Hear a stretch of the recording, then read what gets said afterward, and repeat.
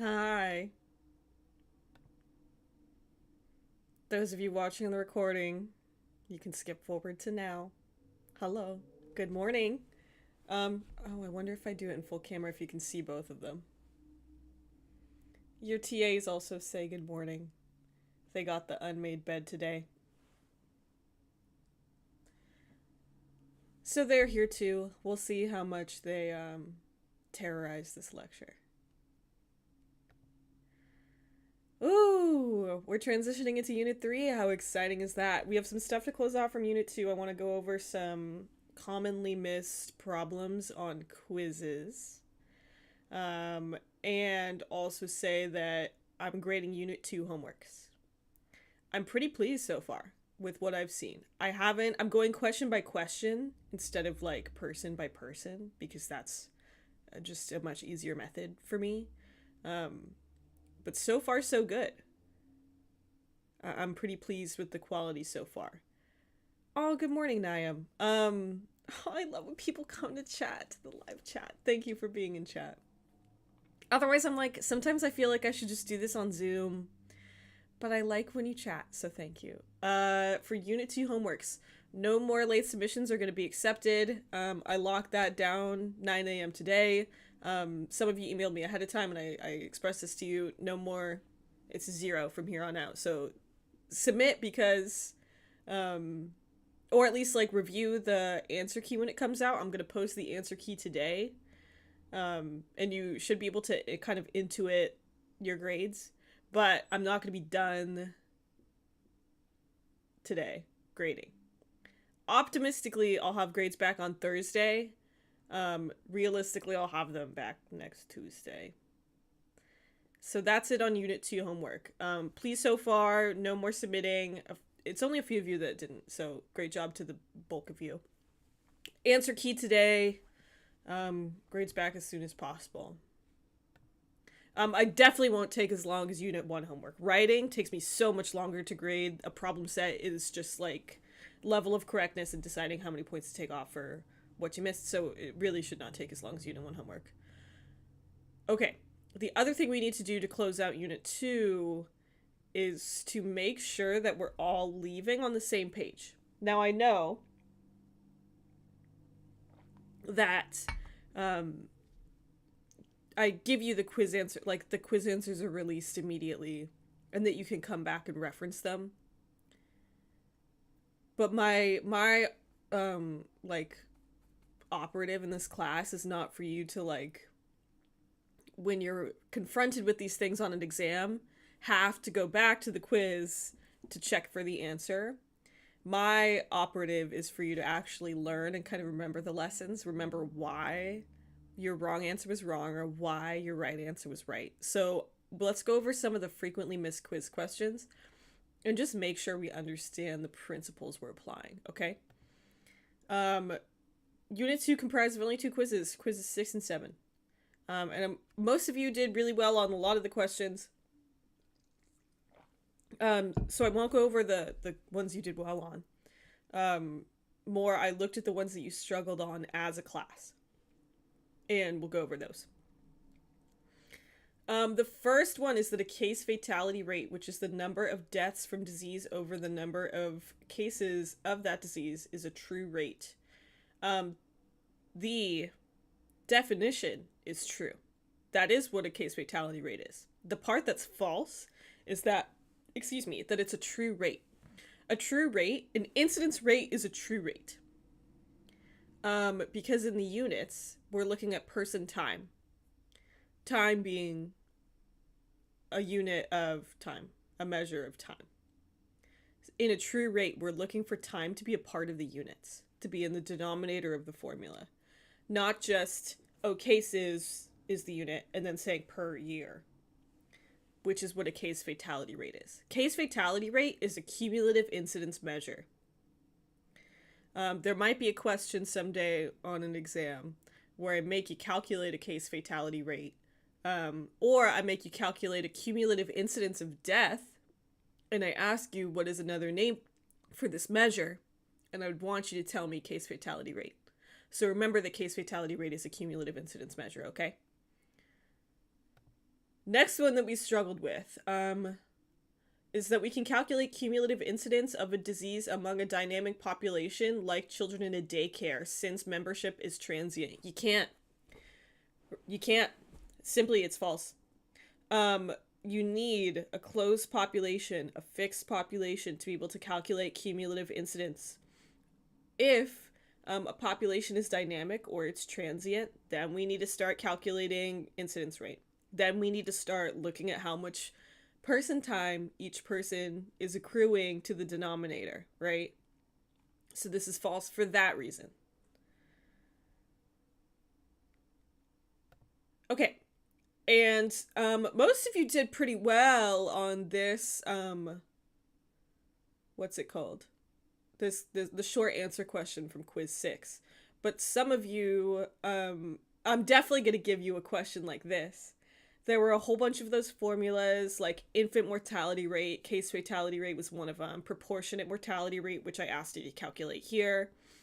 There's that sheet of formulas, and I'll give you a question like this, where there is a whole bunch of erroneous information, and you need to tell me the thing that I'm asking you to calculate.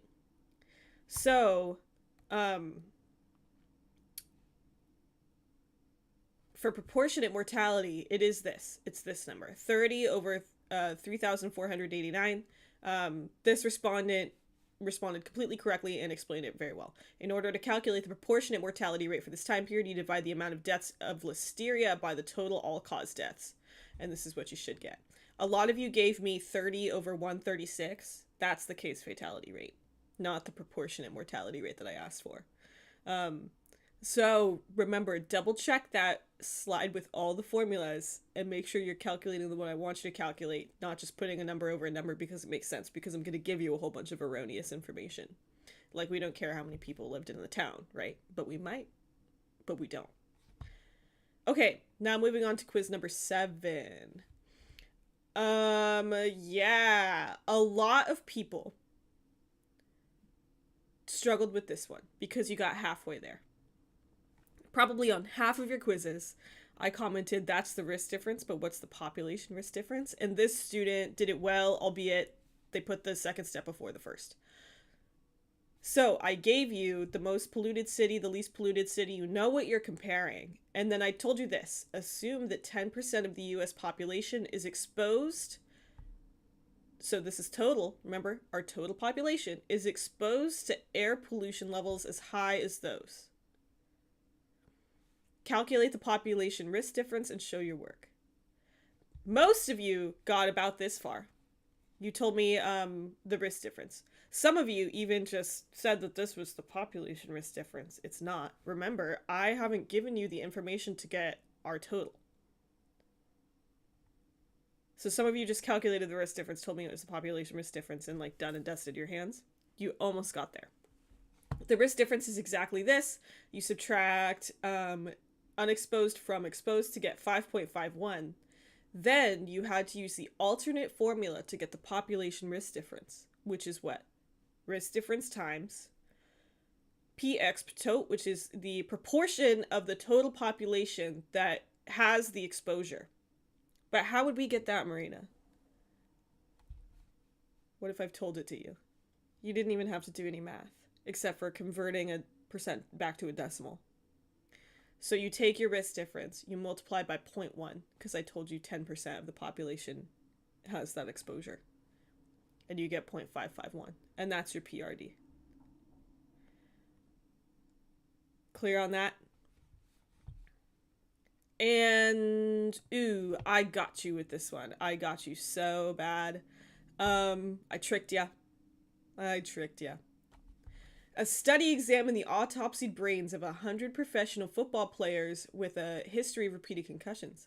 The investigators found that abnormal protein deposits were present in nearly 100% of the brains. Let's say 98 out of 100. Let's put a real number on it.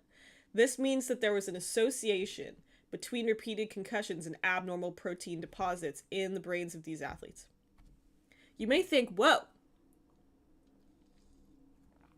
almost all of them, they gotta be associated, right? But you're a really smart epidemiology student. You're very bright. And you know how to calculate a measure of association. You know that you got to create that 2x2 table and make sure that you have a level of baseline risk to compare to. Do I give you the information to be able to do that? I don't. It doesn't matter how high the prevalence is. You can't say anything about an association if you don't also know this number. What if I did autopsy 100 brains of non-football players and they also had 98 had abnormal protein deposits? What then? Then you have no association. So remember, you need to understand, you need to have that control group, that underlying risk to understand whether there's an association or not. Otherwise, the only thing we can say is that the prevalence is high. Right? I got you so bad. You need to remember that. Think in a 2x2 table. Do you have all the data you need to be able to make an association? Okay. Last short answer. This one was more straightforward, but there were still enough people that struggle on it that I want to make sure we're into it. Because I don't make you calculate attributable proportion on your Unit 2 homework at all. So let's get it here. And I made you use this alternate formula. The relative risk of developing type 2 diabetes among individuals who regularly consume sugary beverages compared to those who do not is 4.56. Calculate the attributable proportion among the exposed and show your work. It's just this. This alternate formula. You take the relative risk, subtract by 1. Remember, that's your baseline risk. And divide by the relative risk. So you'd get 3.56 over 4.56 for 0.78. And that's it. Okay. I hope that leaves you feeling more equipped to do some of these problems off in May when I ask you to encounter these principles again. Until then, we are moving into Unit 3. Welcome to Unit 3. Unit 3 is all about epidemiological study design. Today's lecture should not be too laborious, but subsequent lectures are going to be... We're going to go over study design at a rapid pace. It will help you to do the readings. I'm going to start giving you articles of every single study design that we're learning. Read them. See what these look like in the real world. See how epidemiologists really do this and report this and use this. And if you're really about it, you can look up things using these study designs in your research interest area as well. I try and keep them sporty because this is a kinesiology class, but I understand that probably won't do it for all of you. Or chronic diseasey. Again, I'm a violence researcher, so my interests are not super interesting to everyone. So I'm trying to pick ones that are interesting to you, and if they're not, I care more that you learn about the study design more than you learn about like kinesiology content at this point. So feel free to look into study designs. Be critical. I will encourage you to be critical. Compare what you've learned, especially methodologically, to the content of the articles that you read, but reading will be more important. Okay, at this point you're like, what are you on about? Anyway, where'd we leave off? Remember how we learned to measure associations between exposures and outcomes? You know, I've given you all these numbers and the problems. At this point, you may be wondering, where do we get these data from? You're so curious. We get them from epidemiological research studies. Now, as review, you remember the definition of epidemiology. We learned this on day 1. We learned it on day 1. You remember it. You know it. It's in your heart at this point. And we've gone over all these words. We've talked about distribution. We've talked about determinants, we've talked about social determinants, we've talked about commercial determinants, we've talked about determinants at length. We've talked about health, we've talked about disease-related states, what we mean by health or disease. Watching someone go from a health-related state to a disease-related state. We've talked about human populations. We'll still talk about human populations. We've talked about case definitions and who would meet our criteria within a human population. And we've talked about prevention and control. We've talked about interventions. We've talked about multi-level interventions. What's a word we haven't talked about yet? Ooh, what's a word we haven't talked about yet? Study.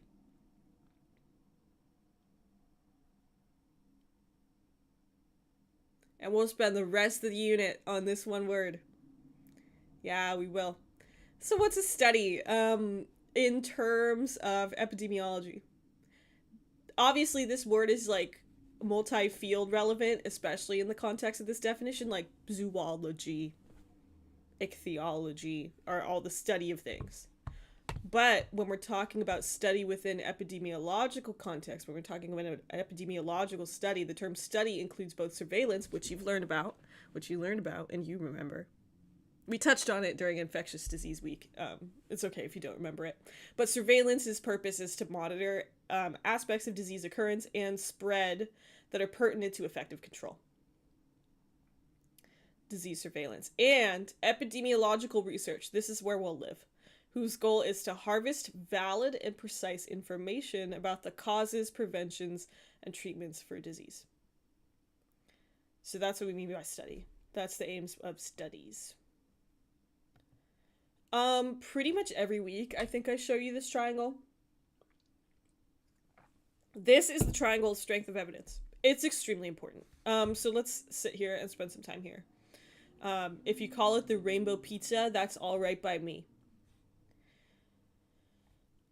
This is like the pyramid, and it's kind of inverse to the food pyramid, where the top of the food pyramid is like sugar, and it's the stuff that you don't want. Here, the top of the pyramid is the strongest evidence.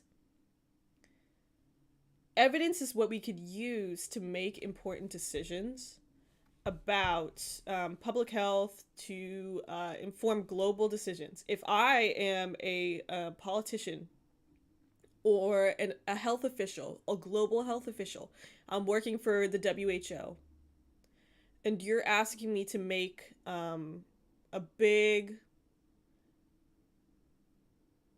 decision on like programs to implement on a global scale. Like, should I, what should we do for infants? Should we implement like a well baby policy into every hospital in Latin America?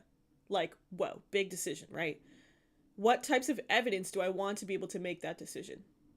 Do I want to make that decision based on, rats? No. All of these things in between we'll talk about, but today we'll touch on just these two things. I want clinical practice guidelines or meta-analytic reviews. These things are secondary, pre-appraised, or filtered. So these things, by their nature, look at all the evidence underneath. Remember how in our causal criteria we were looking at coherence of data. These are what looks at how coherent certain data are. If I found that, there's like 30 randomized control trials that show that implementing a well baby policy into a hospital, prevents infant mortality and promotes exclusive breastfeeding. Yeah. And it would be a meta-analytic review, still epidemiological researchers and not me, the global policymaker, who summed that up, who found all 30 of those trials in a systematic way and made that decision, made that claim. And now I, the global policymaker, can just read one paper and see how awesome that policy would be, and now I can decide to implement it. So if the strongest evidence lives up here in clinical practice guidelines, like, we should implement that, or meta-analytic systematic reviews. You're looking at the entire body of evidence on something, so therefore I, who's not a researcher, don't have to go and read every study, I just have to read the one. And then here are primary studies. For the rest of the unit, we'll pretty much live here in the land of primary studies, of how do we sample people and get those data that eventually people will sum up and use to make decisions. And today we'll go over both this top of the triangle, just really briefly what that is, and we'll go over case report and case series. Now, again, in our definition of epidemiology, we are talking about human populations. So for the purposes of this course, we don't really care about animal or lab studies, so we won't talk about those. So I've waxed poetic about this tip of the rainbow pizza, so let's talk about the study designs for secondary research so you can know what they are. Just have them to reference. Clinical practice guidelines are systematically developed statements to assist practitioner and patient decisions about appropriate health care for specific clinical circumstances. For example, here I've linked are the clinical practice guidelines for diagnosis and treatment of lower back pain. Those of you who go into PTOT, that might be helpful to you. And you're going to be told all these clinical practice guidelines if you go into PTOT, and you should know that this is where they come from. Is epidemiological research has tested and trialed different interventions, found the best ones, and had such strong evidence that now they tell clinicians it, and you don't have to question it, but you should. And one step below that on our rainbow pizza is systematic review and meta-analysis. A systematic review. You all have just begun to learn how to review the literature, and you have not yet been trained on how to systematically review it. It's outside of the scope of this class. If you go on to get a research degree like a master's, they will teach you how to do this. Systematic review is a research method for systematically searching, appraising, and synthesizing evidence to answer a clinical question. The steps are to identify a research question, like what is known about the association between X and Y, to do a systematic literature search and selection. It has to be systematic. So, it's an operative in the methods of a research study to lay out the methods like it's a recipe for baking. You want to have so much information in the methods. This is true of any study, so stay with me here. You want to have so much information in the methods that if I give it to another researcher of my caliber, they can read it, interpret it, and follow it like it's a recipe, so that it is replicable. Remember, one of our causal criteria is replication, right? So you have to cook up a recipe or develop a recipe for your literature search. Oh, I'm searching these exact terms in these exact databases, and I want papers from these years. That is systematic. And then say how you're going to select of what you find in that search to be included in your study. I want to include studies where the infant is less than 1 year old. I want to exclude studies where maybe like they had twins, something like that. There will be inclusion and exclusion criteria. Again, these are parts of your recipe that the other researcher needs to be told to be able to follow. That's what makes it systematic. Systematic search versus what I do and what you do, which is open up Google Scholar and or PubMed and search the exact words that we're interested in, read 4 studies, and be done. And that's cool too. That's cool too. That's our informal. So that's why systematic reviews are so good, because someone else is going through that, really reading every single paper in the literature. They're an expert in the field and can make those expert decisions. Then, once they have that scopus of papers, they would extract all the data that they want from it and analyze. And then they would synthesize their findings. A lot of the times these are just, I don't want to say it's a narrative review because that's something different, but it's more of like a qualitative summation of the findings. Like, 3 of the papers found an association or a strong association, 2 of them found a medium association, and 1 found a totally opposite, an inverse association. So that would be an incoherent finding, right? And that would tell us something causally, possibly, based on Hill's criteria. But some studies will go and further do math with their systematic amount of papers that they've found systematically. Their data extraction and analysis would comprise a meta-analysis, where they put in all the effect sizes of all the papers that they've gotten, and do a statistical method that combines the results of all those studies to identify trends and discrepancies. And then they can report an overall effect size from 30 or so studies about what is known between the association of X and Y. this morning I literally Googled systematic review and meta-analysis physical activity, and this first one popped up. It's a systematic review and meta-analysis of physical activity and endometrial cancer risk, if you want to read it and see how they did that. They got like 30 studies and did this method to get one overall effect size. So, if you're interested, that's what those are. And again, these two are at the top of the pyramid. If I'm that global policymaker, I don't want to go and have to read those 30 articles about physical activity and endometrial cancer risk myself. I want to read the one study and understand the overall effect size. And that's easier. And that's objective. Okay. Now we're going to go, I'm just going to warn you. These three are each, that will live here for the rest of the semester pretty much. Now we're jumping all the way back down here. So don't think that we're going in order, because we're not. Okay. So, oh, I left this one blue. Sorry, these were blue last semester because I switched colors every unit, and so I was switching them all to teal, but I forgot this one, so it's blue. When we're conducting research at different levels, I've told you all about descriptive and analytic epi. Remember, with our measures of frequency or prevalence in our instance, we were just doing descriptive, and then we were doing our measures of association. Then we moved into the land of analytic. We're going to do that same thing this unit and talk about study design. We're going to start with our descriptive types of studies today, and then be in the analytic land for the rest of the unit. Descriptive studies are used to generate hypotheses and answer what, who, where, and when, versus analytic studies, which test the hypotheses and answer why and how, or what factors.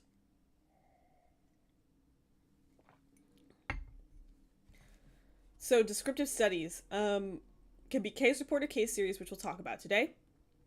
Ecological or cross-sectional, which we'll talk about next week. Cross-sectional has a little asterisk because it can be either descriptive or analytic.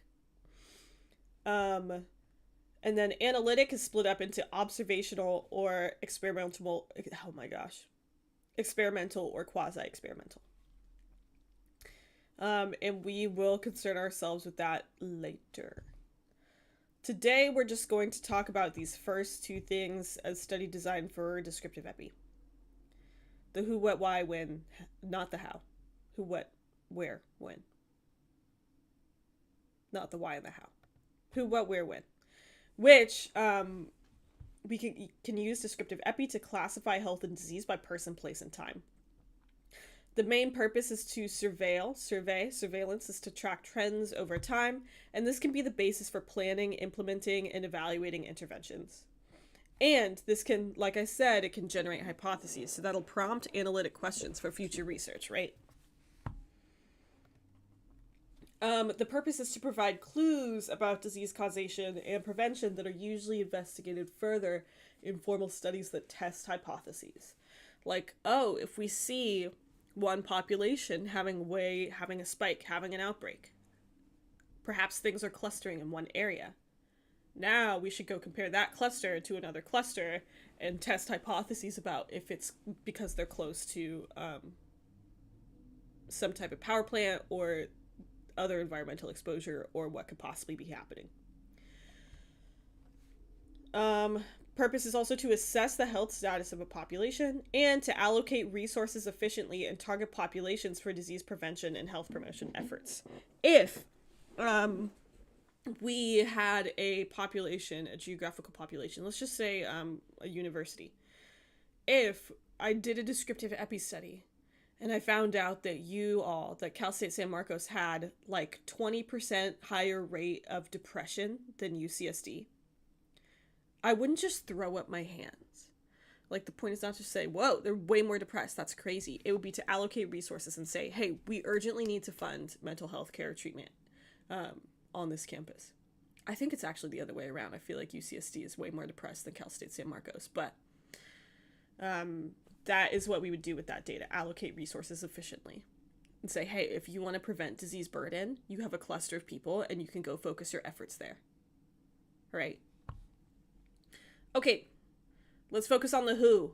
Who has the disease? Um, Sex, male, female, or intersex people. Age is always a big one because old people are always getting sick. Race or ethnicity, we've talked at length about structural racism and supporting people of color who die sooner. Socioeconomic status or position, same thing, we've talked about that. How truly impactful economic opportunity is on achieving health. Employment, same stuff, others.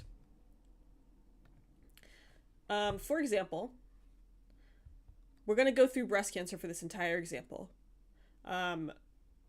Looking at breast cancer by age and sex, very unsurprising, first of all, that women would have way higher rates of breast cancer. That should come as a surprise to no one, although men can't get it. Males still can't get breast cancer. But what's also interesting is they have it by sex and age. So males are getting it a little bit more towards the end of their lives, but with females, with women, it's going crazy, spiking in the 70s and then going back down towards late life, normally because people are dying of other things.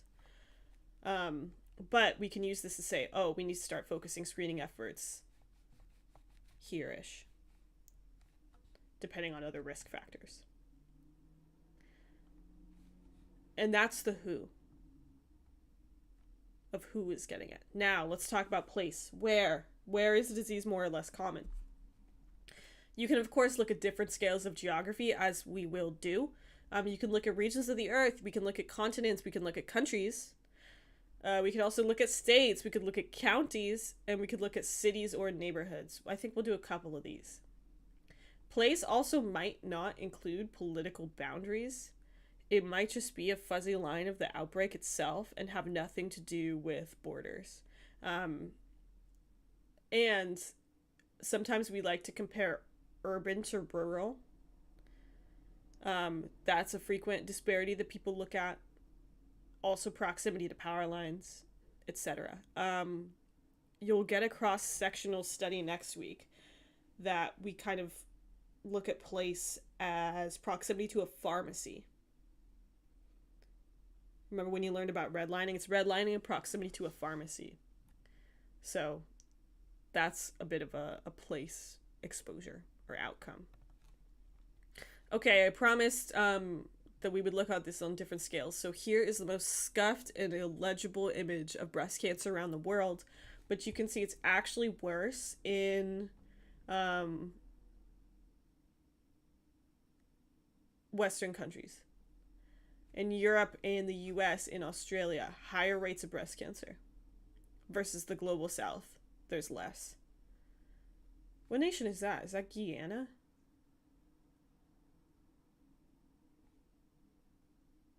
They have high rates too. But whoa, it's really bad in the US. There are higher rates. I know you can't read this. I understand that you can't read this. But know that the darker red is higher incidence of breast cancer. So, whoa, US, it's really high. We should look deeper and see why or where within the US might be contributing so much to this. Here, you can read this a little better, I hope. This is cancer mortality rates among white women by county as of 1970. And it's age adjusted. So if you get a master's, they'll teach you about age adjustment. But know that this is sometimes like Florida will be a boom just for disease because just people are older in Florida. But they control for that, basically. So these red states, in terms of cancer mortality, not in terms of political affiliation, are namely of concern. In California, whoa, this is our county, we're not doing so great. But as overall states, the Northeast, woo, it's looking tough in the Northeast for the white women.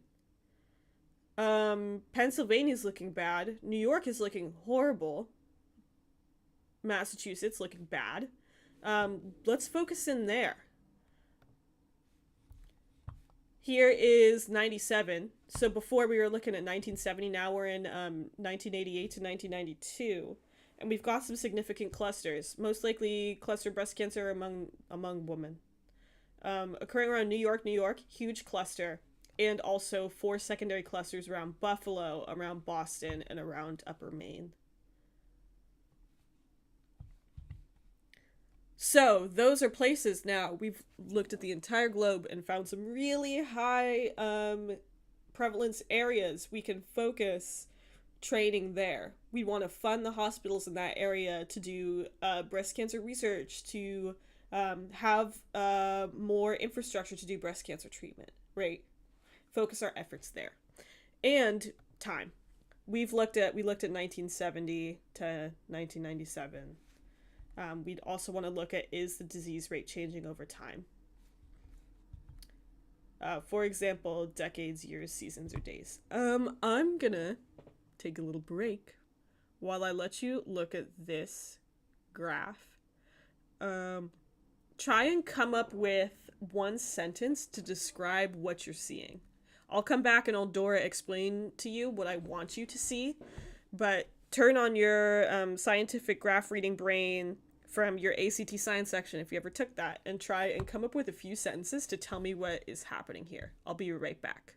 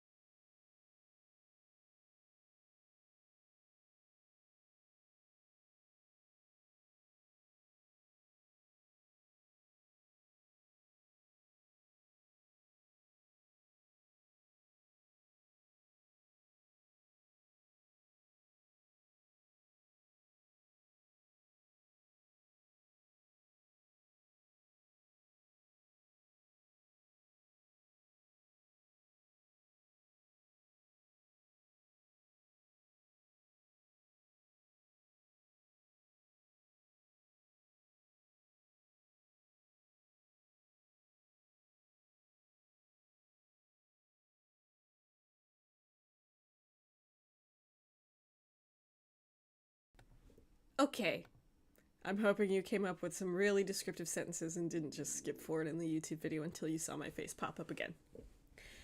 But you're seeing the incidence rate is highest and stays the highest among white women.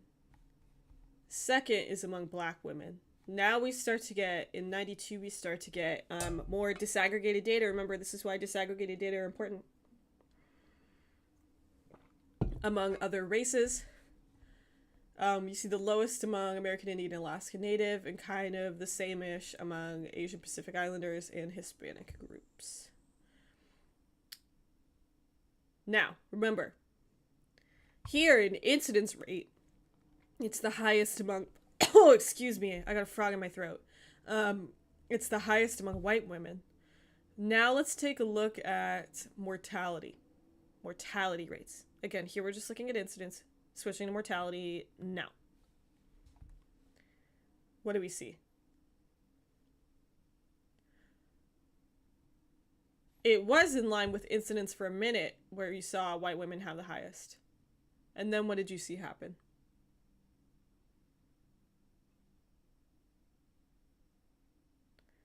Even though black women have the second highest breast cancer incidence, like we saw in the last graph, now we're seeing them have the highest rates of mortality.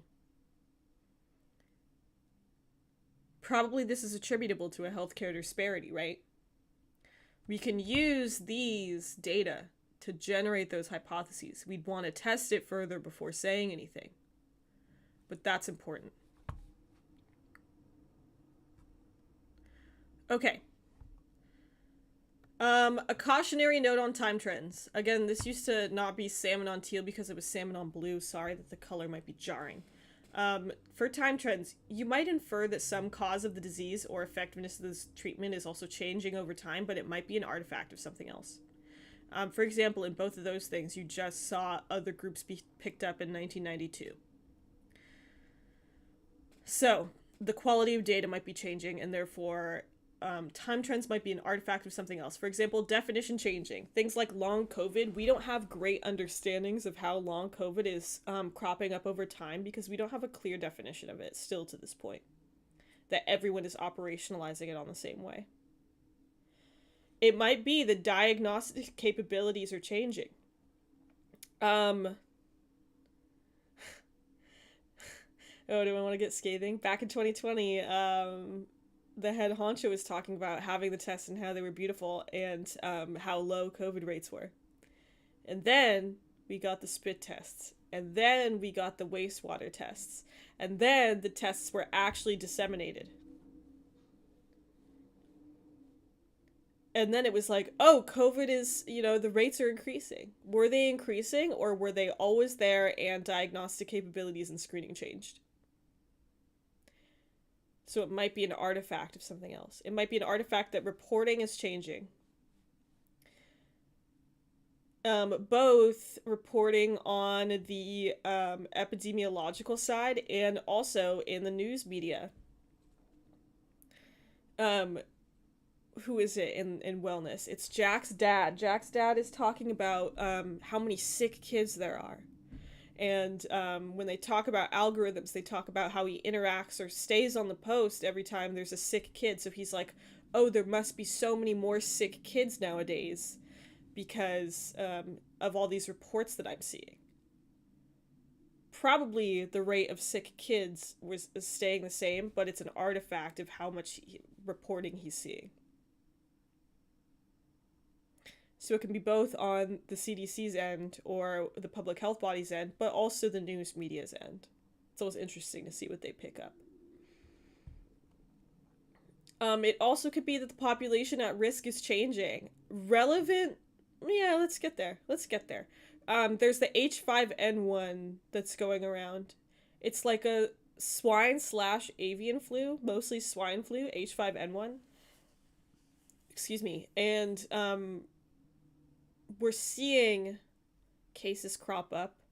I think a few have reached the US, and predominantly in farming populations, among farm workers. Now, if person-person transmission does occur and it jumps, we might not observe that yet. It might already be happening, but we wouldn't know in a time trend because we aren't screening everyone. We're only screening like farm workers. So it might be that a population at risk is changing. We'll see. Also, I'm trying to give another example of this. I can't come up with one off rip.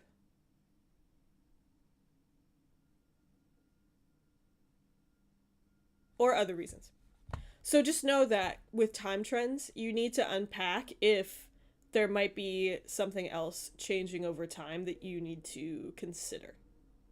Because it could be an artifact of any of these things or other changes in systems. Okay, back to our example. Hypothesis generation. Why is breast cancer incidence higher among white people but mortality higher among black people? Again, maybe it's because of some type of healthcare disparity. Maybe it's because of medical mistrust. We don't want to say those things yet. We can't say those things yet. But we can generate hypotheses about why that is and then test them using analytic epi. Why is incidence higher in industrialized nations and the northeastern US? You can hypothesize why. Maybe it's the quality of the hospitals. Maybe it's something to do with the weather. Maybe it is immunity to other infectious diseases, and now we're seeing natural progression in higher income countries. Why is incidence increasing or stable while mortality is decreasing? Maybe it's because we are intervening in a certain sect of people, although we don't have good enough screening or we have great screening, but we don't understand risk factors well enough to target prevention in the right way. All hypotheses, but we are just spitballing here. We don't want to say any of those things for certain based on just descriptive data. The other thing we can do, okay, so one is hypothesis generation. The other is public health planning. Based on this alone, we know that we definitely need better access for screening and detection for Black women. They're dying preventable deaths. We can at least focus a whole bunch of money there. Lower the screening age, perhaps. Create more treatment money for them. Remove insurance barriers for breast cancer screening and treatment. Enhanced resources for treatment in industrialized nations as well. We don't need to be sending the chemo away to other countries when we got the problems here. We could be trading radiational therapists here. And maybe also in Australia. Right. I added a reading. I was in bed last night. This is gonna make my life sound so lame. So I'm teaching 303 in the fall. If you're not a kines major, this doesn't that probably doesn't mean anything to you. I'm teaching a statistics and research methods class in the fall. And I'm a violence researcher, and nobody wants to research violence when they're first learning about research. It's a big bummer. So I'm trying to find fun little kinesiology studies that I can do with my students in the fall. One of those I want to analyze secondarily using existing data that we don't collect. I want to look at professional sports injuries. And I found this paper. I was trying to find out what data sources I could use for pro-injury. And I found this paper. And look at that. It's a descriptive epi study. So I added a reading, and you can learn about all the shoulder injuries that happened in the NBA between 2015 and 2020. And you will read it, and I don't know what I'll do with it yet. Perhaps, probably, there will be a question on the exam about it. So go ahead and save this reading. Do it, scan it. But save this reading to your little notes. Do some highlighting. Make sure it's control F-able in your final exam period. Okay. So, in the land of descriptive epi, we've talked about what it is. We've talked about person, place, etc., etc. Ecological and cross-sectional studies we'll talk about next time, but let's talk about what a case report and a case series are. These are like very cropping up for the first time, no analysis types of studies. A case report involves a profile of a single individual. Last semester I looked up case report and I typed a whole bunch of different kinesiology words, and this is what cropped up. A case report is one person, and it's usually the first, like, patient zero of something. Like someone who has such a unique manifestation of a disease state that their treatment of itself will be generalizable knowledge. So this is, myositis ossificans is when, like, the blood that circulates through your extremities, when it gets hit, it ossifies, right? Which means your muscle starts, like, turning to bone. It, like, hardens. So this is an unusual case of recurrent. This guy has to keep coming in because he's in both of his hamstrings. He's 47. They keep turning to bone. That's crazy. They're writing a case report because they believe this to be the first reported case of this in a non-surgical setting, recurrent hamstring strains. And so they talk about all the treatment options they do and how they're going to go over. Because that's generalizable knowledge that they can learn just from this one case report because nothing is known about this manifestation of disease. So again, case report, single individual. It doesn't make sense to do case reports for things that are already known, like Aaron Rodgers' Achilles rupture. You wouldn't really want a case report for that. Of course, he'd want individual treatment and care, but that wouldn't contribute a lot to the generalizable knowledge because we see Achilles tendon ruptures all the time. We would want to aggregate those data and say something else about them at a bigger level. But a case report is like, whoa, this is the first time this has ever happened. Having this information out in the world could be useful as it is. That's a case report. Now, a case series is what it says. It's like a series of those reports. Involves a small group of patients with a similar diagnosis. Even this is 1,501. That's still relatively small. My dissertation research is probably going to be in Brazil. More on that in the cohort study week. But in Brazil, abortion is not legal, and they had a huge outbreak of Zika. And nowhere else in the world had we seen the effects of Zika on infants. So they created a case series of all the Zika babies. And reported basically what symptoms we see among Zika babies. Yeah, so they're talking about congenital Zika virus. So you should look for microcephaly. This is what we're seeing. Boop, boop, boop. And this is across the 1,501 first babies that were born with Zika.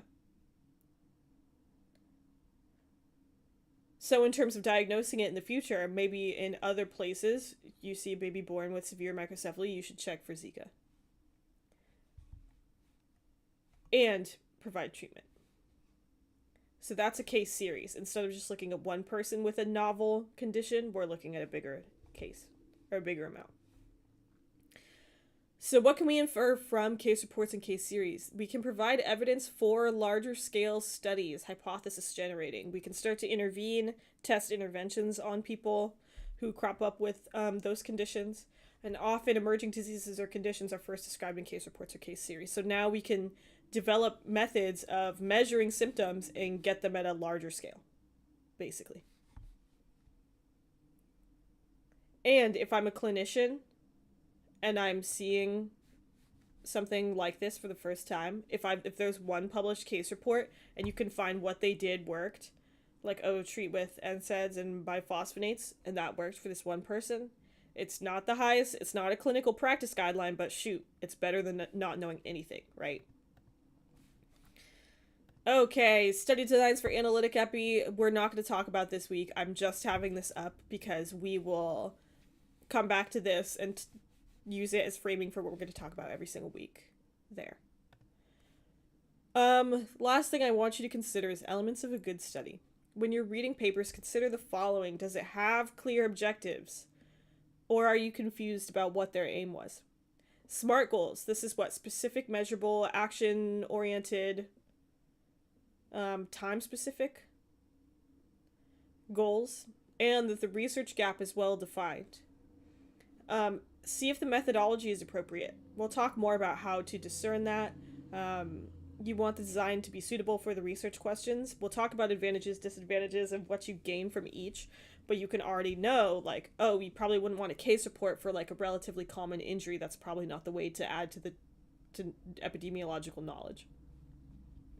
Are the data reliable and valid? We'll talk about that later. And were the results interpreted correctly? We've already talked about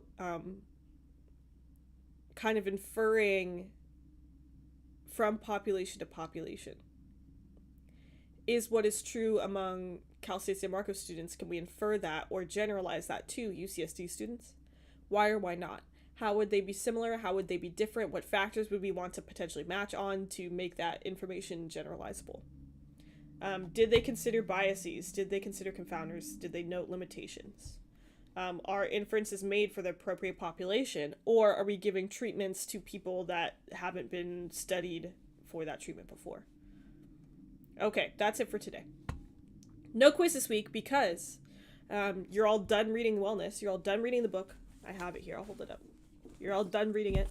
You've finished it. I know you have. Yay. Congrats. You're done reading it. You're done. And you've definitely read every page. And because your project proposal is due on Thursday, this is somewhat of a time-consuming assignment, so I didn't want to give you a quiz as well. And we're not deep enough into the unit where I think you need a quiz yet. Unit 3 homework is going to be posted next Tuesday. Haven't made it yet. I'll make it over the weekend. Speaking of over the weekend, if you are going to Coachella, there's 80 of you in this class, so I have to imagine that 1 or 2 of you at least would be going. If you are, please have fun and be safe. Also send me a video. I like EDM, pop, and hip hop rap in that order. So send me a little video. I will be attending Coachella where I watch on YouTube and grade your assignments. Okay? That's just for me as a person, not me as an instructor. Okay? Okay, that's all I got. I've got a lot to do today. So no puzzles. I'll respond to emails if you have questions, and I'll smell you later. Take care.